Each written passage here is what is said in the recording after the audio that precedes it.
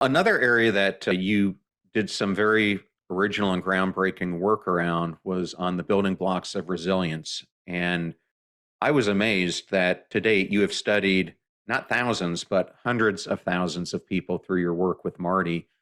And I wanted to ask, what were the five drivers that research found are the most important to building resilience, which is Great. another core skill that we need to have? Yeah, I'd love to talk about that. And this was work done by the broader team at BetterUp Labs. So shout out to all of them. So we have data on hundreds of thousands of people who are doing the hard work of building skills in order to thrive at work. And we have looked at resilience as an outcome in that data set to see who as individuals, who as teams, and who as organizations gets to resilient outcomes in the face of challenge versus those who don't.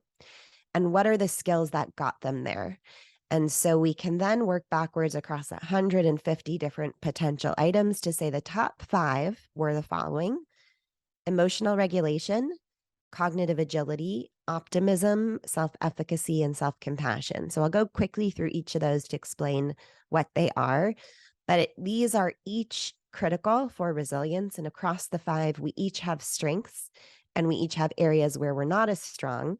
And so part of building resilience can simply start with saying, okay, of these five, I think I'm stronger in these two. So that's good to know. When I'm going through a tough time, I'm going to lean on my self-compassion, for example. But I'm going to invest in building these other areas where I have room to grow. And those are really going to make a difference in me feeling more resilient. So emotional regulation is simply the ability to experience our emotions, feel them, notice them, but not be controlled reactively by them.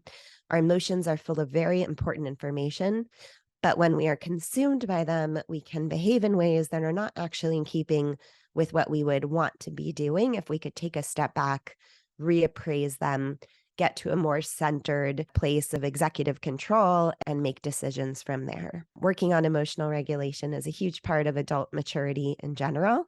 And it's a lifelong journey. It is something we get better at typically with time as we get older. And it's a huge part of any coaching or therapy or inner work of any kind. Cognitive agility is the ability to shift quickly and freely between horizon level scanning of opportunity and focused effort in any one dimension. So when we're hit with uncertainty, and we've alluded to this a little bit in talking about prospection, we want to figure out how is that going to play out. And as we said, we're hardwired in these moments of change to think threat, bad, and to immediately go to this is going to end in a bad way. Cognitive agility lets us avoid that, stand back from a moment of uncertainty, think about the broad array of possible outcomes here, and then make a centered decision about which of those we think again is most likely and go on that, but then also dip back up to that horizon level scanning when we need to in order to course correct. The third, optimism. So that is the tendency to see hopeful or positive futures. It is not Pollyannish. It's not unrealistic. It's very much about our ability to offer a positive explanatory style of these events around us and to see a positive way through. And that helps us really stay motivated. That's how optimism works, is it helps us keep fighting the fight rather than pessimism, which demotivates us, just sucks the air out of us and makes us kind of curl up into a ball. Self-efficacy is our self-confidence that we can get through change.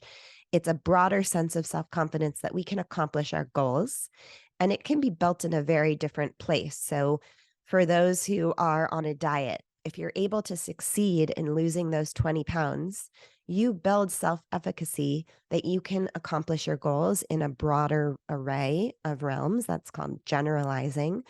So just working on accomplishing your goals in a structured, realistic way is going to help build self-efficacy. And finally, self-compassion is our ability to extend to ourselves the playbook of compassion that we so freely extend to others when they are going through a difficult time.